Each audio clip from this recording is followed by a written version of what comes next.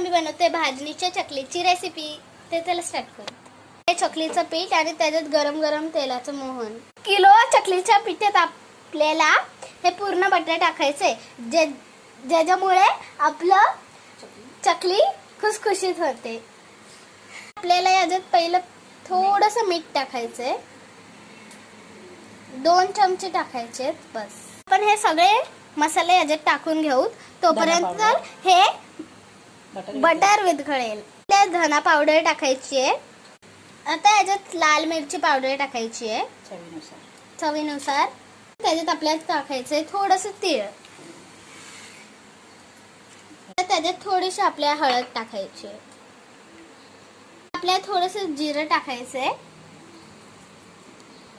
तर ते थोडंसं ओवा टाकायचंय.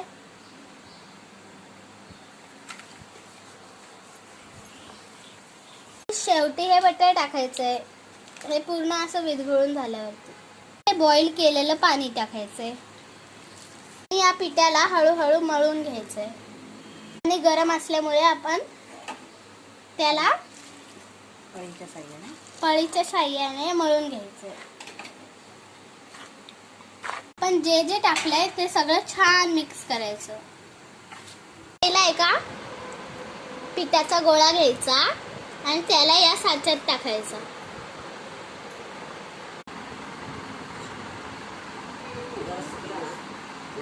आणि आपल्याला तिला अशी एकदम नीट असं गोल गोल करून त्याच्यात टाकायचं.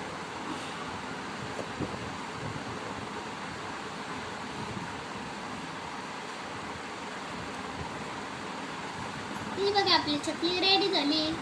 आणि ही बघा आपली लास्ट चकली रेडी झाली. आता चला तळायला जाऊयात. आता आपण हे चकलीला तळत आहोत. तर एक एक करून आपण सगळ्या चकलीला याच्यात टाकायचंय.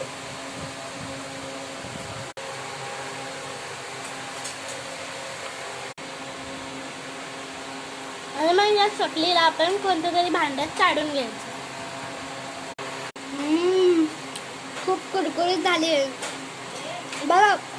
मी तुम्हाला दाखवते. बघा किती कुरकुरीत झाली आहे. तुम्ही ही रेसिपी नक्की ट्राय करा. खूप चांगली रेसिपी आहे. आणि माझ्या व्हिडिओला लाईक शेअर सबस्क्राईब पण नक्की करा. Bye bye.